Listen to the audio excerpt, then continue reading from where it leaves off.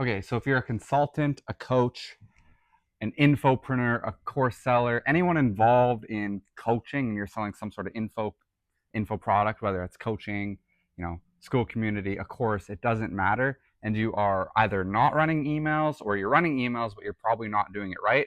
I'm going to explain in 10 minutes how you can implement an email marketing backend into your ecosystem, right? Because email is just one part of an entire ecosystem. I'm going to show you how you can implement that, what sequences to set up to easily increase your sales on whatever ticket price you are running by 10, 20, 30, 40%.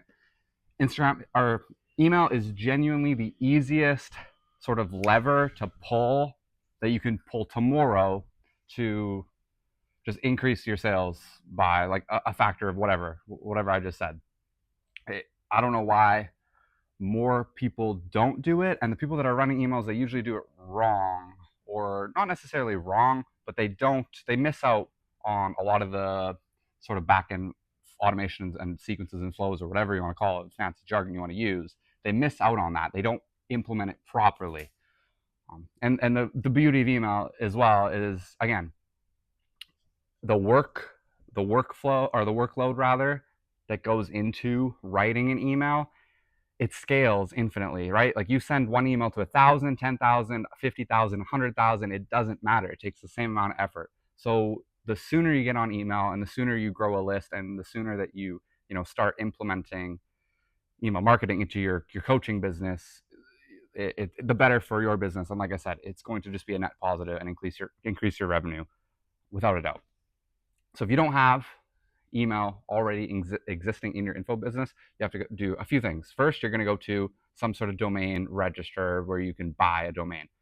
GoDaddy, Porkbun, Google Workspace, or Squarespace, whatever they rebranded to, it doesn't matter. You're going to go there, you're going to buy a domain, and then you're going to set up an email account connected to that domain. So probably just your first name at business name. And then what you're going to do is you're going to make an account on some sort of email service provider. I like kit.com personally because I work with a lot of just kind of info creators. So all you need is plain text-based emails. You can use a little bit of photos here and there. If you're like an e-com business, obviously you're going to want to use something like Klaviyo, something where you have a little more advanced email builders and templates built in within the ESP. You got MailerLite, you got Beehive, you got ActiveCampaign. There's so many different email service providers. I recommend kit.com. There's a link in the bio that you can sign up there. So you're going to obviously go in, make your account. I'm not going to get into the specifics there. And then what you're going to do is you're going to set up a basic ass landing page, simple, basically zero text, giving some sort of free value, freebie away. You've already done this, I'm sure. You're already giving away lead magnets. You're already giving sauce away, free trainings, whatever it is, some sort of value that people are going to want to opt in for. You're going to collect name, only first name, and email. You're going to push this on your Instagram story until you have about 200 to 300 people that opt in and run through this. And I'll explain why. Basically, because you basically just started your email list from scratch, you have to improve, or not only improve, but you have to essentially create yourself a sender reputation. And you need to prove to Gmail, Yahoo, all these email inboxes that you are a legit sender, and people want your fucking emails. You're not spending them garbage, right? It wouldn't be great. Like, I wouldn't keep my Gmail account if they let all these emails into my inbox. I don't want all these promotional shit, but the emails I want to see them. That's how their algorithm works. So you need to keep that in mind. So what you're going to do, like I said, you're going to promote this landing page and get as many opt-ins as possible. What are you going to do is, as soon as they opt in, you're going to set up an email sequence that sends 2 emails initially. So they get one right away, and then they get another one 4 hours later, and then you're going to send them another one the next day, another one the next day. And in all 4 of these emails, you are pushing for a reply. Give away free value in the emails. Say that you, the coach, are literally going to respond one-on-one. Just push for replies. You need people to reply to build your reputation. And then what you're also doing as well, when people originally opt in, when they first click submit, they're going to see a message that you set up, obviously, that says, make some bullshit excuse up. I can't send it to you, blah, blah, blah, because I need your permission. I sent an email to you right now, confirm, and I'll send it to you. That way, a lot of these opt-ins, most of them, are going to see that message and they're going to say, okay, they're going to know that in the back of their mind, whether or not they do it later or now, that they have to go into their email and they have to confirm. So they're going to go into your email and they're going to have some sort of like incentive confirmation email. It's called. That's the official name for it. And there's going to be a button. You connect your lead magnet to redirect to the lead magnet after they click the button, rather, but they click that button and they confirm their subscription. And then, like I said, again, that is telling the email provider that they want your emails, right? So once you do this, you push as much traffic as you possibly can through it, at least 200, 300 opt-ins. Your emails, assuming again that you are pushing for replies and you're actually getting a solid response rate, and make sure that you are actually responding to all these emails and having normal email conversations, like an email thread, until it kind of fizzles out. Do that, and your email service provider, like your sender reputation, will be pretty much warmed up. Obviously, you have to follow guidelines and not just spam garbage all the time, but you should be fine. Now, in regards to the email sequences that you need to set up that most people don't, there's about 7 or 6. Basically, I'm assuming right now that you are pushing all of your traffic from, Instagram and YouTube, some sort of, opt-in, and then also a qualifier, right? Probably a type form, probably some sort of form, right? What you're going to set up is 3 different email sequences related to the type form. Number 1, a partial submit type form. As soon as a lead starts submitting the type form, they're entering email or details, whatever, and they don't actually submit it, you're taking their contact information, migrating it onto your email list, tagging them, and then you're going to send them, 3 or 4 emails. And for all of these emails, like all these email sequences that I'm going to be talking about, you want to hit them hard and fast because you have a small window of opportunity here. 24 to 48 hours is the sweet spot, and you can kind of, push it out 3 days, 4 days, but you want to hit them very hard within those first 48, especially the first 24. So as soon as you know that they don't submit that type form, like you're hitting them instantaneously with an email, another email a few hours later, another email maybe 4 hours, 6 hours later, it doesn't matter. You set up 3 to 4 of these emails, pushing them to resubmit the type form, because obviously these leads were interested enough to start, right? They showed high intent, but whatever happened, they dropped off. We want to win those back, and you guarantee if you implement this, you're going to win a lot of those leads back. Number 2, for high ticket leads, because obviously you're pushing to a type form, you're determining if they're high ticket or low ticket, right? If they're high ticket, they go through the form, they have the budget to book in a call to be sold with a closer or yourself, but they don't book in the call. Exact same thing. These people showed high intent. They went through the entire form. Maybe there was no calls available. Maybe they had to pick their kid up. It doesn't matter. They showed high intent. You are sending them emails instantly, right away. And then the exact same thing with the low ticket people. If they go through, they're a low ticket lead, you redirect them to the sales page. They're supposed to buy the low ticket. It's only $100. It's only $200. They're supposed to pay right away, right? It's a quick purchase, impulse purchase. We want to force them and get them to just make a quick decision. We want to put them to pull out their credit card and just buy without even thinking about it. Exact same thing. Hit them hard with emails. As soon as they go through that type form and they don't buy the sales page, the low ticket on the sales page, that's what you're hitting them. And then further on, assuming these people go through the type form and they book in a sales call, right? There's, 4 email sequences that you have to have. Obviously, you want to set up post call booking email flows. Everyone should have this. It's very simple. Most people do. But if you don't, obviously you want to be sending information prior to the call. You want to be sending testimonials, value, creating touch points, pushing for replies. You want to be sending them sort of like pre-call sales assets, like any sort of jargon that you use for whatever sort of long form content that you're using that you want them to consume before the call, right?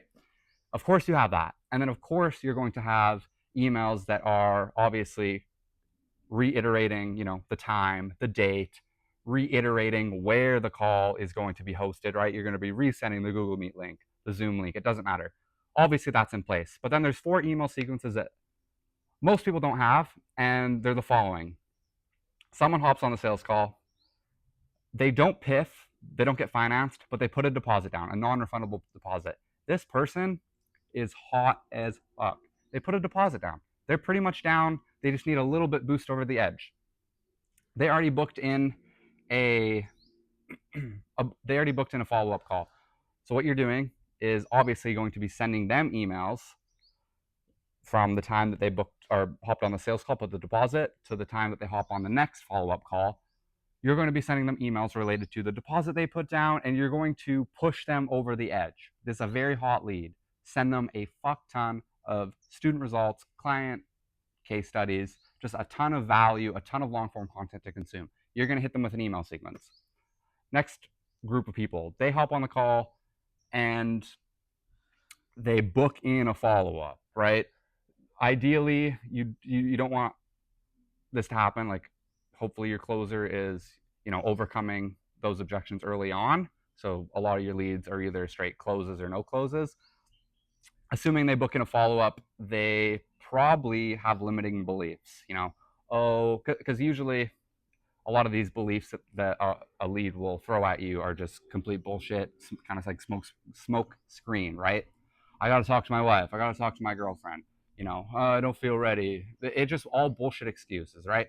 What difference would it make getting started now as opposed to in 4 days, in a week, in 2 weeks? Really and truly, what's the difference? Why do we need a follow-up call? So, like I said, typically they probably have limiting beliefs. So you're going to want to be sending them emails related to kind of that. You want to get down on a personal level with them. You want to be very conversational. You want them to feel seen. You want to overcome their beliefs in these emails. And then you have the third email sequence. This email sequence is for the people that show up, but they no close. They just straight no close. The closer can't, they can't close them. They can't even get them booked up on a follow-up call. This is a little trickier in regards to what type of email sequence, what type of emails that you want to include in this email sequence. Again, just to reiterate, it's the same idea with all of these sequences. Like, you're tagging them and, hit them very hard within the first 24, then the 48, and then you kind of taper off, right? But for the people that no close, just leverage as much as you possibly can student results, give value, and just try to get them booked on as soon as possible. That is the best sort of outcome there, because again, high intent lead, they hopped on the call, they didn't no show you, they just didn't close. So you need to convince them to hop on another call and close them this time. And then you have the people that no show. Ideally, you have very, very little no shows. What we do, and I recommend you doing this, is after they book in a sales call, redirect them to some sort of, post call booking page, and get them to not only consume all these videos that you have there, frequently asked questions, some sort of VSL. It's not a VSL, but you get the point. Get them to consume that, but get them to message you on a business WhatsApp or Instagram, depending on where your leads are from. Maybe they don't use WhatsApp. Get them to message you and confirm the call. That way, you're dealing with you're dealing with people, leads rather, that are serious. You're not dealing with bullshit leads that are just going to no show you.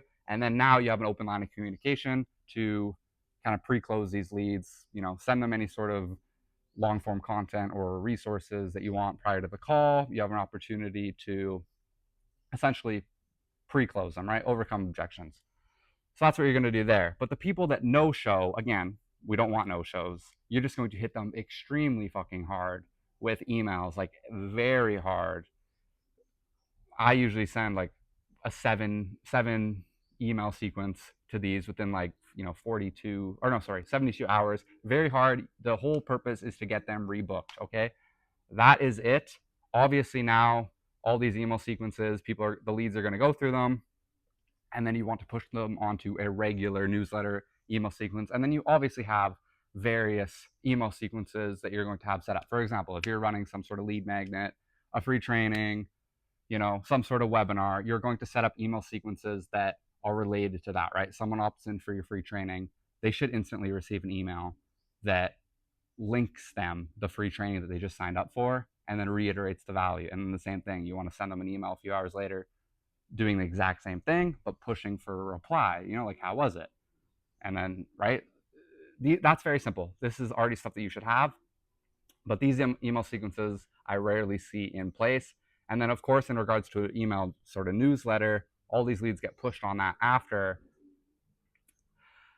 This is kind of list dependent. You have to play with it and see what your list responds to. Some email lists that I've ran, we do daily emails. Some it's 2 times a week, 3 times, 4 times. Doesn't really matter. It's all dependent on you and your demographic, your audience, and your emails. So I would recommend starting 3 to 4 ish per week. See what the engagement is. See what the clicks, open rates. Open rates kind of a vanity metric. It's hard to track anyways, but see what your open rates are for your specific list, because that's what matters. If there's discrepancies there between emails, and then obviously see for replies and see for your unsubscribe rate, your opt-out rate. And one thing to consider, moving forward for these email newsletters, these emails that you're writing, lead with value, only value. You want to remain top of mind at all times. You don't want to be selling these people all the time, just constant value every single week. And as soon as these people are ready to buy, they will. Push them to longer form content in your emails. If you want to send long form videos, or YouTube videos, trainings, whatever, that is amazing, but that's all you do with the newsletter. Straight value, never sell. If you have any questions, just shoot me a DM. If you want just some guidance, I'll send over a video or a voice note to send you or to help. Cheers.